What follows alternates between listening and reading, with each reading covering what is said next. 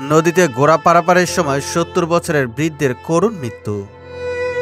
সিরাজগঞ্জের শাহজাদপুর উপজেলার রতনকান্দি গ্রামে হাটখোলা নামক স্থানে ব্রিজের নিচে হুরাসাগর নদীতে এক ঘোড়া পারাপারের সময় স্রোতের তোড়ে ভেসে গিয়ে ৭০ বছরের এক বৃদ্ধের মর্মান্তিক মৃত্যু হয়েছে।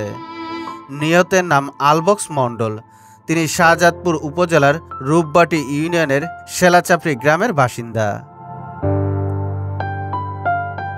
ঘটনাটি ঘটেছে শুক্রবার দুপুর ১:৩০টার দিকে।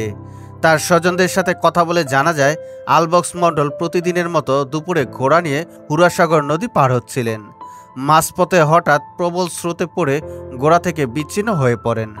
ঘোড়াটির সাথে নিরাপদে অপর প্রান্তে পৌঁছালেও আলবক্স মণ্ডল হঠাৎ স্রোতের মধ্যে তলিয়ে যান।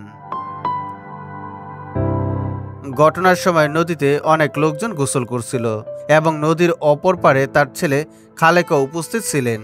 প্রথমে সবাই ভেবেছিলেন হয়তো তিনি সাঁতরে অপর পারে উঠবেন, কিন্তু কিছু সময় পেরিয়ে যাওয়ার পরও তাকে দেখা না গেলে জনমনে আতঙ্ক ছড়িয়ে পড়ে।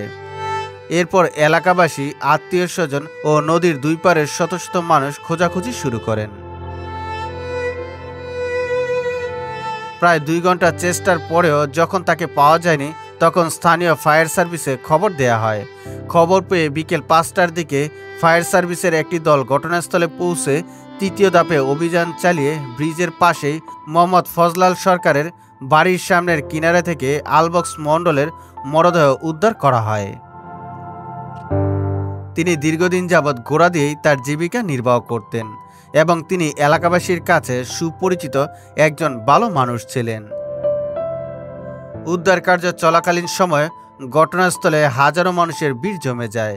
এই মর্মান্তিক ঘটনায় এলাকায় শোকের ছায়া নেমে এসেছে।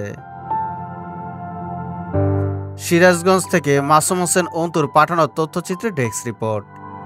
সুজিত মণ্ডল, সবার কথা।